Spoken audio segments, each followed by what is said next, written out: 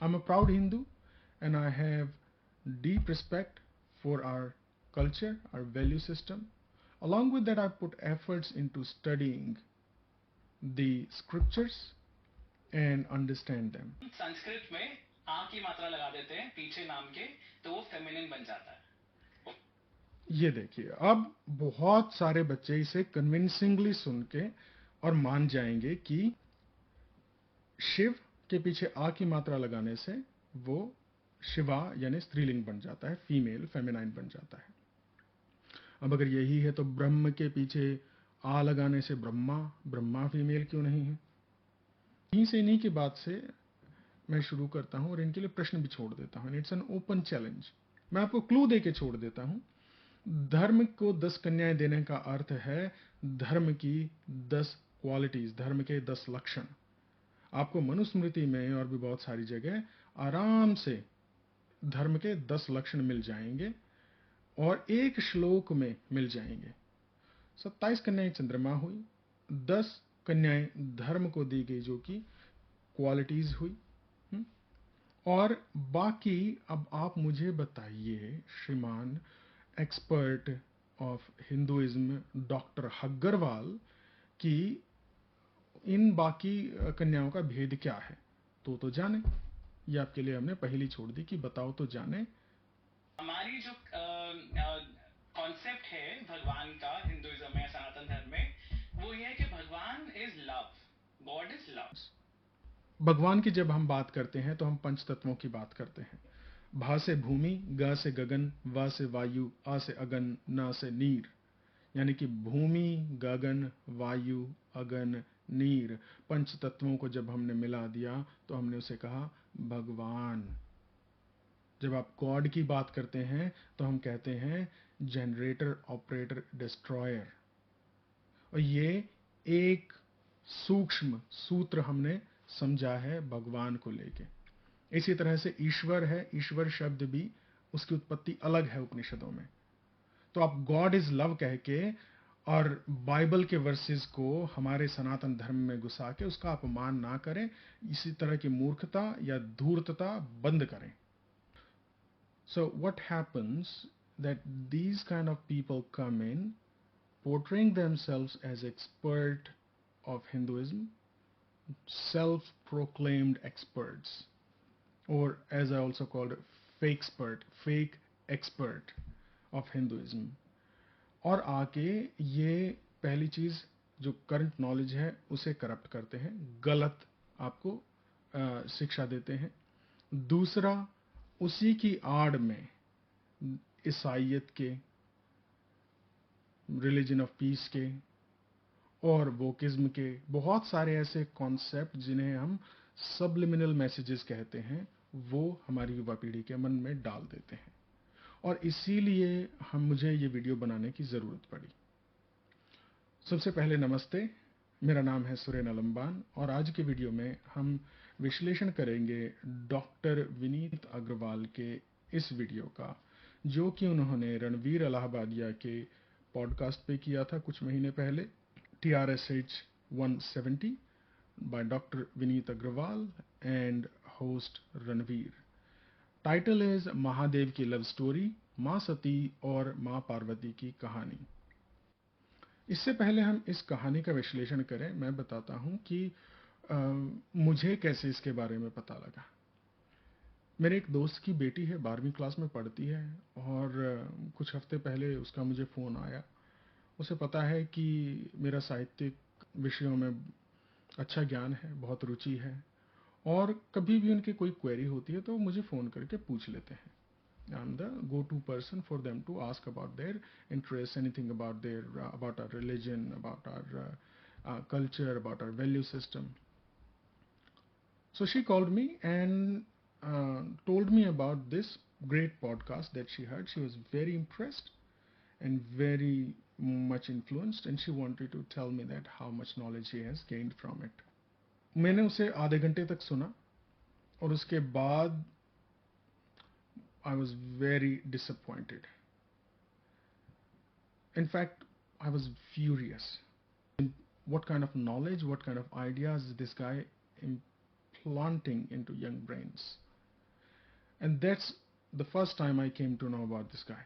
उसके बाद मैंने इसके सारे पॉडकास्ट सुने, इसका अच्छे से अध्ययन किया, इसकी पुस्तकें पढ़ी, पुस्तकें खरीदी, मंगाई, देखी, और उसके बाद पता लगा कि इसकी नॉलेज कितनी शैलो है। बहुत ही शैलो नॉलेज के साथ में ये आधी अधूरी बातें बताता है। अब मैं बात करता हूं आपको इसके फ्रेमवर्क की और क्यों हमें इसके बारे में ध्यान देने की ज़रूरत है। ध्यान देने की ज़रूरत इसलिए है क्योंकि इसके इसी वीडियो की हम बात कर लेते हैं। इस पे अभी जब मैं ये वीडियो बना रहा हूं तो 2.3 मिलियन यानी कि 23 लाख बार इसे देखा जा चुका है।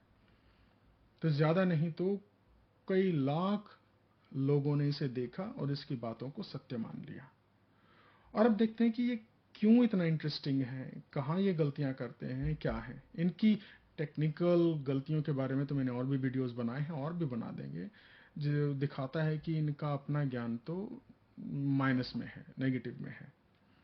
लेकिन ये क्या करते हैं, आप अपना एक ट्रस्ट एस्टेब्लिश करते हैं। इस वीडियो में भी हम देखेंगे कि पहले ये अपनी अथॉरिटी एस्टेब्लिश करेंगे अपने नाम के आगे डॉक्टर लगा के। ठीक है, इन्होंने एक शल्य चिकित्सा या फिर मेडिकल साइंस में डिग्री ली होगी जिसे हम डॉक्टर कहते हैं, हमें उससे कोई आपत्ति नहीं।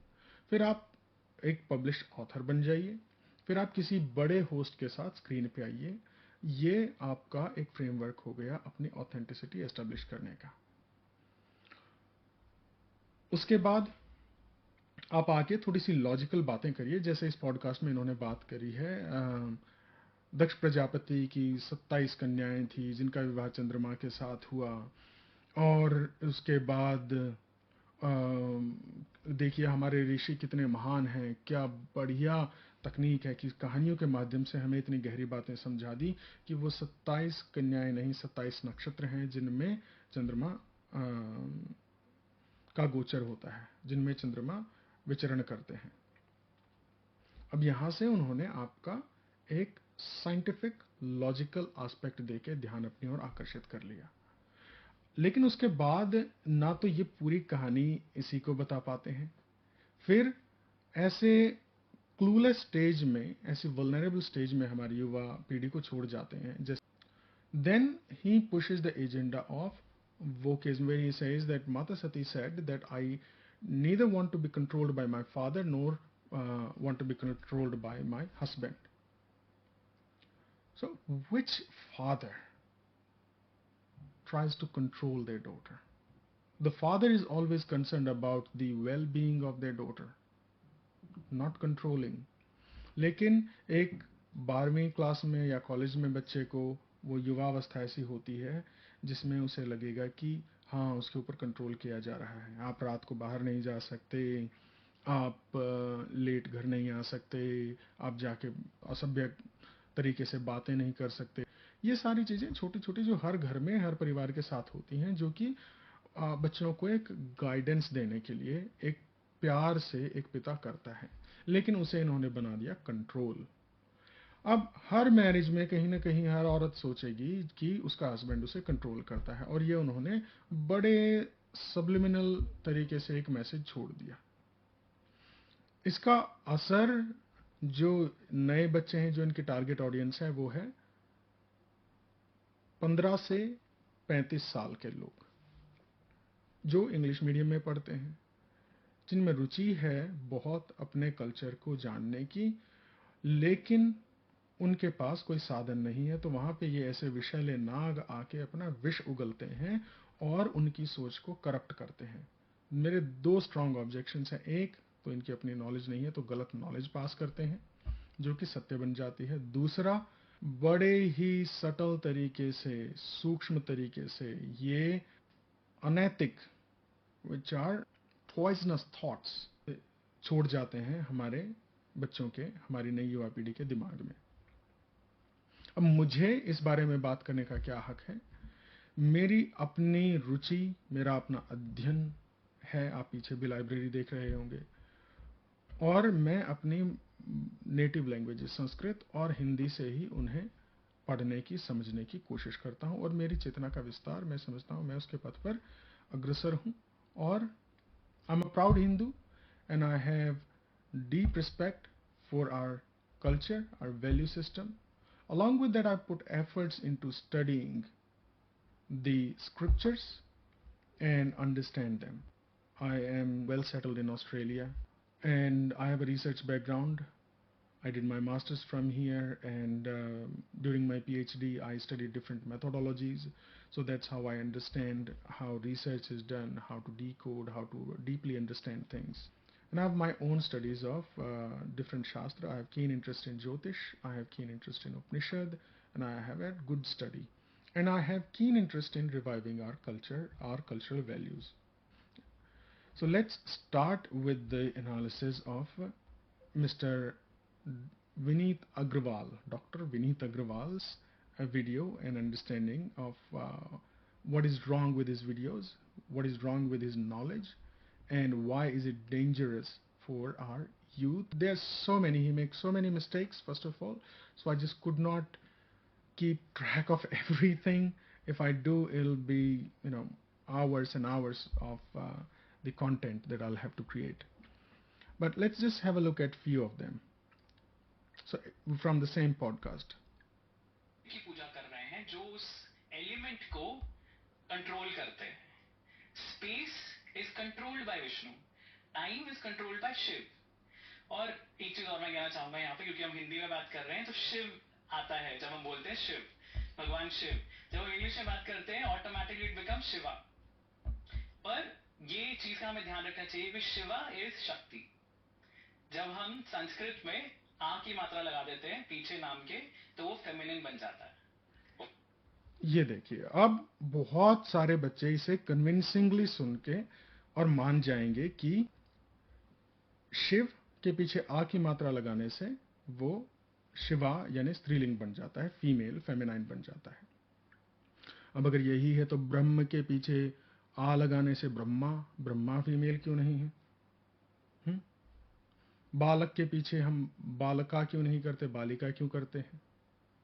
तो ये इन्होंने कहीं से पढ़ा. जैसे 3-4 चीजें हैं. 27 नक्षत्रों का ज्ञान है कि वो चंद्रमा की पत्नियां थी और उन्हें हमारे ऋषियों ने इस तरह से कह दिया. एक अक्सर उठाते हैं हनुमान चालीसा से लोग, जुग सहस्त्र जोजन पर है भानु लील्यो ताहि मधुर फल जानू, कि देखिए हमारे ऋषि कितने महान थे जिन्हें धरती से और सूर्य की दूरी का पता था, और उन्होंने कितने पोइटिक वे में कितने अच्छे तरीके से उसको बता दिया. ये कहीं किसी ने डिकोड किया, उसको समझा, फिर किसी ने उस कथा में सुना और वो बहुत ही एक पॉपुलर चीज हो गई, जिसे इस धूर्त जैसे लोग इस्तेमाल करते रहते हैं, प्रयोग में लाते रहते हैं बार बार.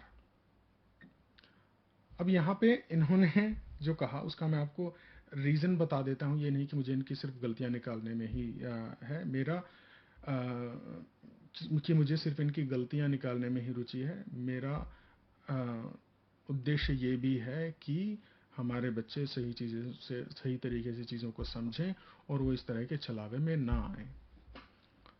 जिस कॉन्सेप्ट की इन्होंने बात की वो संस्कृत भाषा की व्याकरण का एक रूल है, जहाँ पे अकारांत शब्द के पीछे टाप प्रत्यय लग के वहां पर उसका स्त्रीलिंग बनता है.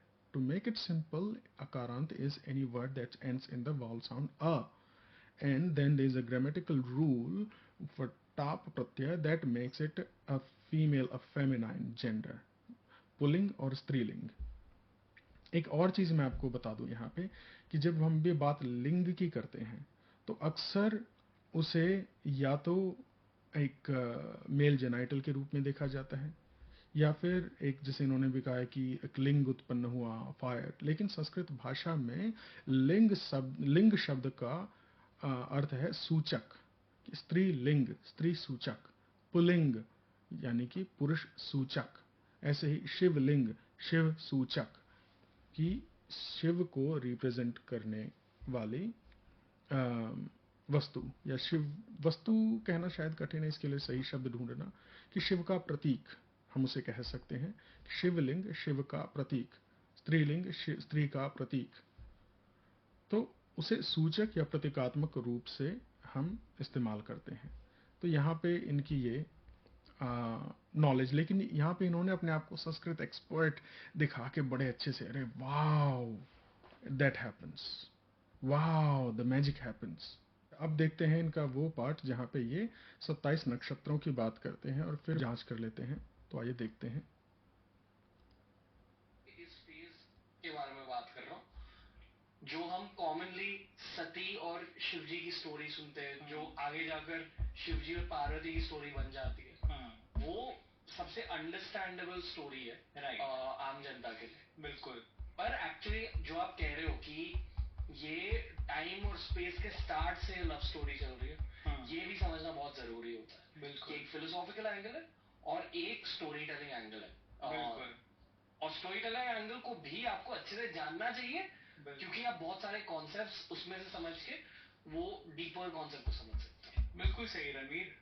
मैं छोटा सा एग्जांपल देता हूँ जो शिव और शक्ति से रिलेटेड नहीं है, बट एक कहानी है पुराणों में चंद्रमा के बारे में, कि चंद्रमा की 27 बहनें थी, दक्ष की जो बेटियां थी उनके साथ शादी हुई थी चंद्रमा की, 27 सिस्टर्स।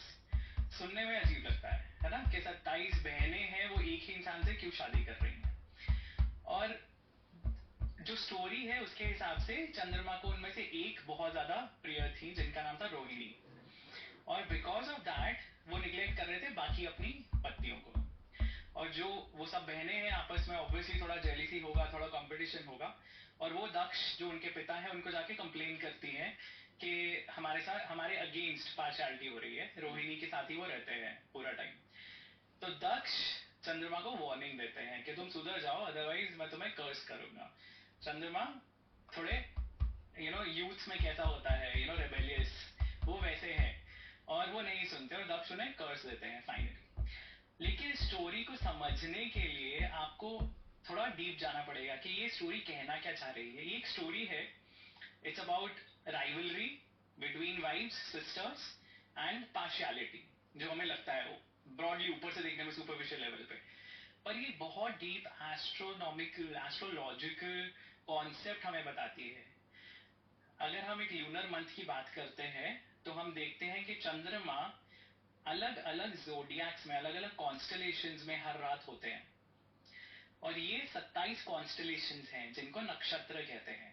तो ये जो चंद्रमा की जो 27 पत्नियां हैं वो एक्चुअली 27 नक्षत्र हैं जिनके साथ आपको हर रात चंद्रमा दिखाई देगा स्काई में अगर आप ऑब्जर्व करेंगे। और मैक्सिमम टाइम चंद्रमा स्पेंड करते हैं रोहिणी नक्षत्र में। अब this is a astrological phenomena जो ऋषियों ने ऑब्जर्व किया होगा, और उसको पास ऑन करने के लिए उन्होंने एक स्टोरी बनाई। जेलसी, कंपटीशन, ये बहनों में परिवार में होना स्वाभाविक है। तो इन्होंने बड़े कैजुअली तरीके से इसको कह दिया, भाई हमारे यहाँ पे भरत, राम, लक्ष्मण के भी उदाहरण हैं, एग्जाम्पल हैं। तो आप हर जगह वो नेगेटिव टोन ही क्यों इस्तेमाल करते हैं। लेकिन उससे भी हटके हम देख लेते हैं कि जो इन्होंने अपने आप को एक्सपर्ट, वाह 27 बहनें थी उनके साथ शादी हुई, उठाया एक टुकड़ा उठा के आपको बता दिया। इनकी खुद की नॉलेज को एक बार जांच लेते हैं कि क्या कहते हैं। ये देखिए इनके इसी दूसरे पॉडकास्ट का एक हिस्सा, और फिर मैं बताता हूँ कि इसमें समस्या यानी प्रॉब्लम क्या है।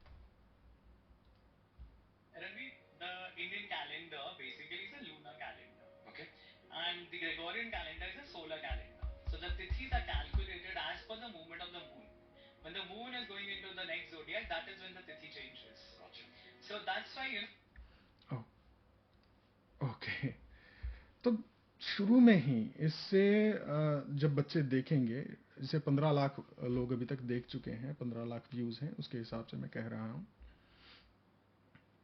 कि when moon changes zodiac, when moon transits to another zodiac, अब जिन्हें नहीं पता है तो वो लोग इसे सत्य मान लेंगे और वो इसी को, नॉलेज को आगे कैरी फॉरवर्ड करके बताते जाएंगे। लेकिन तिथि इस तरह से कैलकुलेट नहीं होती है। पहली बात, zodiac is 30 degree, zodiac is a sign like Aries, Taurus, Gemini, cancer, that is 30 degrees of a birth chart, or a that is a zodiac. There are 12 zodiacs. Within 12 zodiacs, the 360 degree circular has been further divided into 27 constellations, which is 13 degrees 20 minutes each. In one zodiac, there are 2.5 nakshatras. But for him, when moon changes a zodiac, that's when Tithi changes. Then he also relates it with the moon changes to constellations, 27 constellations in 27 days. But are there 27 days in a month? Does he have knowledge about the lunar calendar? He does not. He does not even know the basic concept and basic differences, and he proclaims to be an expert into our ancient sciences. वेद के 6 अंग हैं. वेद को समझने के लिए आपको वेदांगों का अध्ययन करना पड़ेगा. उसमें से ज्योतिष वेद के नेत्र कहे गए हैं. नेत्र क्यों? क्योंकि जिन्हें आप फिजिकली देख सकते हैं. ज्योतिष ईश्वरीय ज्योति, यानी कि जो चीज़ें आपको हमेशा उपलब्ध हैं, they're always visible, they can be verified. That's how we provided the evidence of Ram Janmabhoomi. That's how you can do a chronology. You should read the research work of Dr. Vedveer Arya to have a deeper understanding of it. But these people, they come, they read half-cooked knowledge in some English translation somewhere, or hear from somebody, or ChatGPT or others. I've made other videos about it as well. And then they pass on this knowledge. So that's one big danger. Now let's look at a few other things. From the technical, we move to the philosophical aspects. In philosophical aspect as well, yes, पुराणों में जो कहानियाँ दी गई हैं वो बहुत ही गूढ़ अर्थों से गुथी हुई हैं एक दूसरे से, और उन्हें डिकोड करना इतना आसान भी नहीं है, क्योंकि उसके लिए आपको विस्तृत अध्ययन की आवश्यकता है. You have to have a vast and a deeper study of different scriptures, different systems. You need to know Jyotish, you need to know Upanishad, you need to read about Puranic stories, and that's when you can try to combine and understand. यहीं से इन्हीं की बात से मैं शुरू करता हूँ और इनके लिए प्रश्न भी छोड़ देता हूँ. It's an open challenge. What he is telling comes from Shiv पुराण, और शिव पुराण की द्वितीय संहिता जो कि रुद्र संहिता है, उसमें जब सृष्टि का वर्णन करते हैं ब्रह्मा जी, वहां से ये कॉन्सेप्ट लिया गया है. और वहां पे ये कॉन्सेप्ट दिया हुआ है कि कल्प भेद से दक्ष की 60 कन्याएं बताई गई हैं.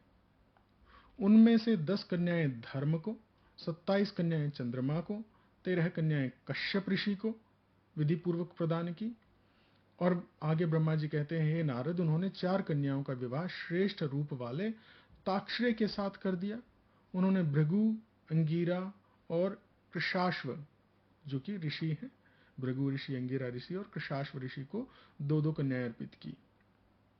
और वहां से उन स्त्रियों तथा पुरुषों से बहुत सी चराचर सृष्टि उत्पन्न हुई. अब यहाँ पे इन्होंने 60 में से 27 कन्याओं का कॉन्सेप्ट को आपको बता दिया कि ये चंद्रमा के नक्षत्र हैं. अब या तो सब कुछ इलॉजिकल है या सब कुछ लॉजिकल है. अगर सब कुछ लॉजिकल है तो फिर आप ये बकवास करते क्यों हैं, और सब कुछ लॉजिकल है तो आप इसका पूरा बताइए. मैं आपको क्लू दे के छोड़ देता हूँ. धर्म को 10 कन्याएं देने का अर्थ है धर्म की 10 क्वालिटीज, धर्म के 10 लक्षण. आपको मनुस्मृति में और भी बहुत सारी जगह आराम से धर्म के 10 लक्षण मिल जाएंगे, और एक श्लोक में मिल जाएंगे. 27 कन्याएं चंद्रमा हुई, 10 कन्याएं धर्म को दी गई जो कि क्वालिटीज हुई. और बाकी अब आप मुझे बताइए, श्रीमान एक्सपर्ट ऑफ हिंदुइज्म डॉक्टर हग्गरवाल, कि इन बाकी कन्याओं का भेद क्या है. तो जाने. ये आपके लिए हमने पहली छोड़ दी कि बताओ तो जाने. चलिए अब हम बात कर लेते हैं दूसरे जो डीपर फिलोसॉफिकल कॉन्सेप्ट्स की.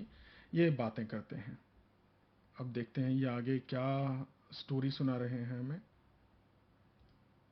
ना एक ऐसे कोई अलूफ बैठे हुए, दूर बैठे हुए, गुस्से में बैठे हुए जजमेंटल क्रिएचर नहीं है.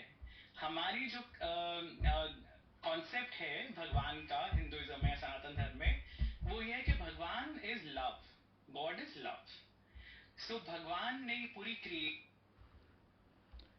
अब अगर कोई भी इसे सुनेगा तो उसे सही लगेगा कि God is love, what is wrong with it, what is God, right. और मैं आपको बताऊं कि ये कहाँ से ये कॉन्सेप्ट आते हैं, किस तरह से जो मिशनरीज हैं या अलग अलग मतों के धर्मों के प्रचारक हैं, उन्होंने किस तरह से ये चीज़ें हमारी रोज़मर्रा की ज़िंदगी में हमारे लिए, कि ये चीज़ें हमारे लिए इतनी साधारण कर दी हैं कि हमने इन्हें प्रश्न पूछना बंद कर दिया है। तो देखिए, ये आता है, God is love comes from John 4:8 is a favorite Bible verse about love.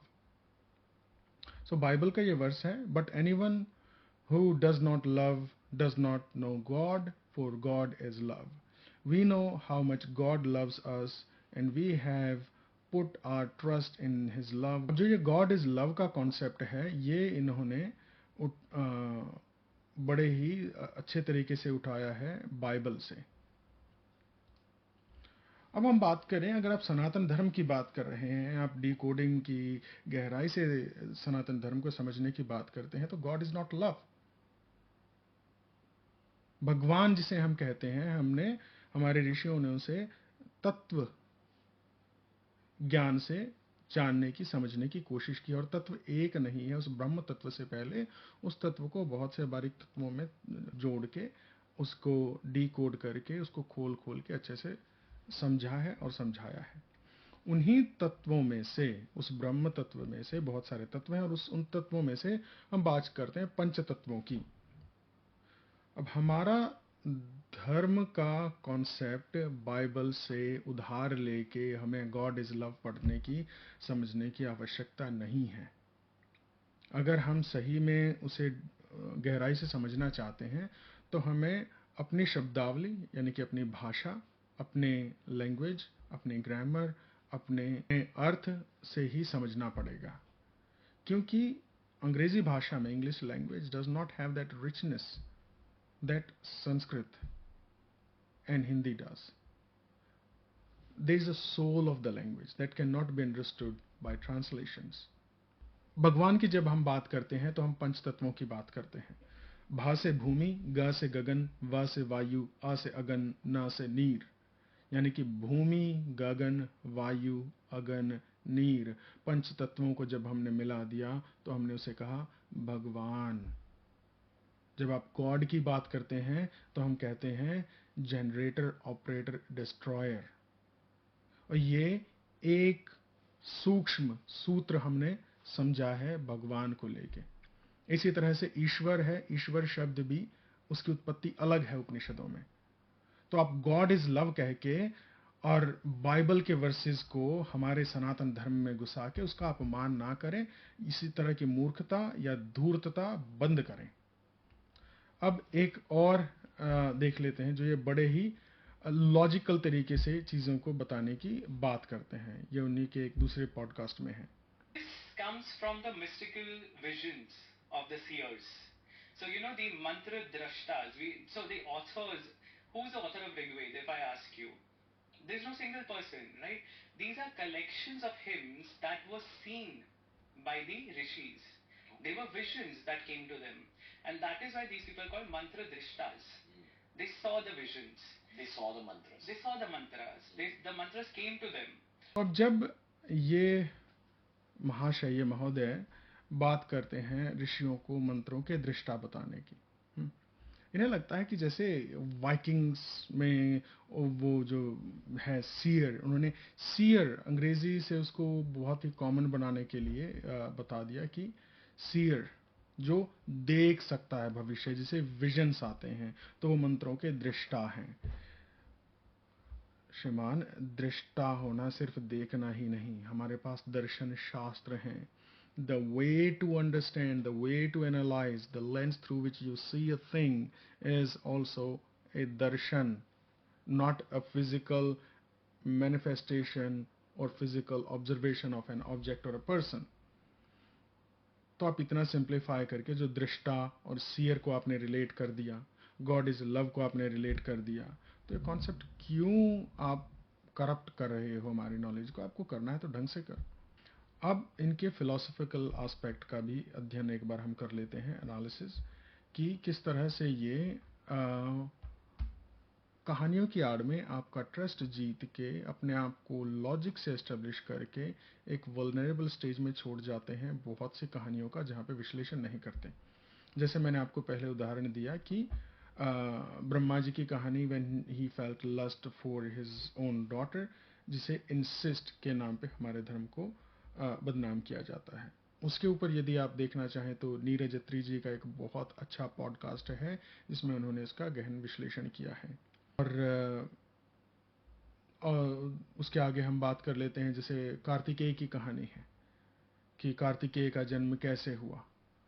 तो it doesn't make any sense how 6 women became pregnant through fire and through somebody, and then that child was thrown, came in 6 different parts. It doesn't make any sense for a person who doesn't really understand, and these people won't explain it to them. But without going into that too much technical detail for now, let's look at his philosophical aspect. And I'll create a separate video for everything that I have just mentioned about Kartikeya and others. But let's look at what this person has to say and why I have objection about his views on our cultural value system. So here he talks about Shiva and Shakti, the key love story. बहुत powerful है, बहुत एक civilisation को continue रखने के लिए stories का बहुत ज्यादा महत्व है, पर हमें उस स्टोरी के अंदर के ज्ञान को भी समझना है। ये जो कॉमन कहानी है शिव शक्ति की, सती को लेकर, इसकी शुरुआत कहाँ से होती है? शुरू में हमने बात की क्रिएशन में ब्रह्मा जी ने मनसपुत्रों को जन्म दिया अपने मन से, अपने थॉट से, और उन्होंने क्रिएशन कंटिन्यू रखी, काफी जीव जंतु उन्होंने बनाए। तो उन्होंने एक परफेक्ट स्त्री की रचना की जिसको शिव पुराण में संध्या कहा गया है, और किसी दूसरे पुराण में, आई थिंक मत्स्य पुराण या वराह पुराण में सरस्वती उनको बताया गया, आई थिंक मत्स्य पुराण में। वो जो कहानी है ना, उसमें काफी इंटरेस्टिंग ट्विस्ट है, क्योंकि जैसे ही उन्होंने ये परफेक्ट स्त्री की रचना की, उन्होंने एक परफेक्ट इंसान, परफेक्ट मेल की भी रचना की, पुरुष की भी रचना की। ये जो पुरुष थे ये थे कामदेव। कामदेव जिनको हम काम सूत्र काफी लोगों ने सुना होगा, लोगों को शायद पता नहीं हो कि Kamdev is the Hindu counterpart of Cupid, या मतलब प्यार के देवता जो है उनको कामदेव कहते हैं सनातन धर्म में। कामदेव का काम क्या था? क्रिएशन में हेल्प करना, अट्रैक्शन पैदा करना। अगर मेल और फीमेल आपस में अट्रैक्टेड होंगे तभी क्रिएशन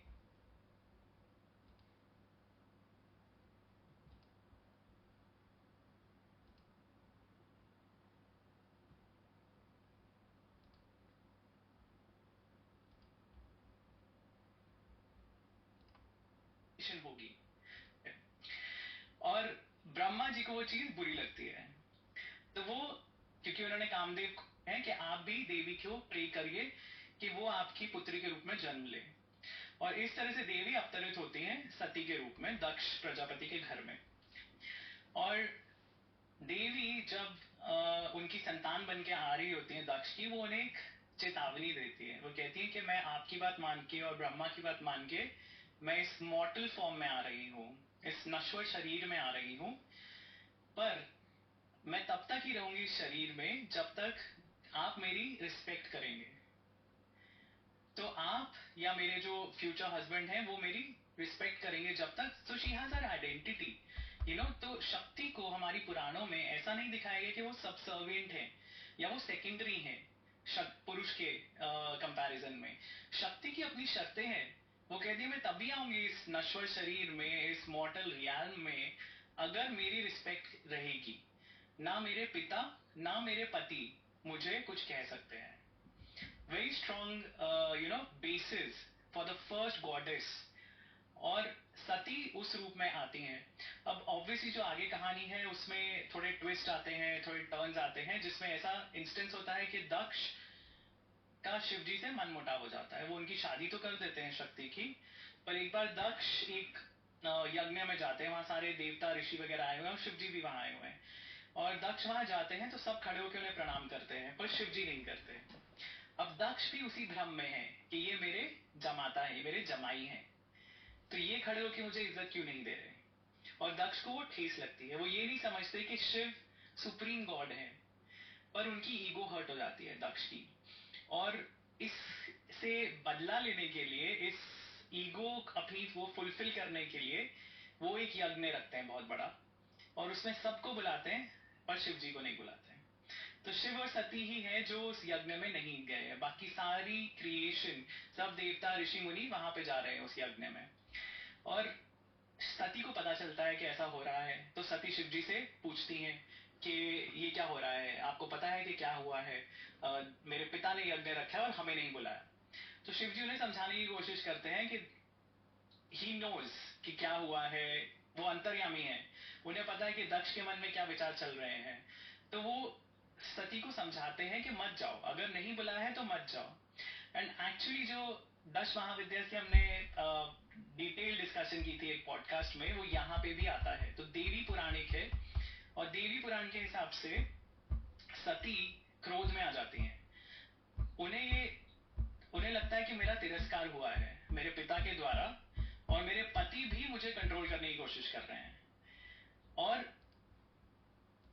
अब ये आप जो भी पढ़ सकते हैं, प्लीज इसे पढ़ें।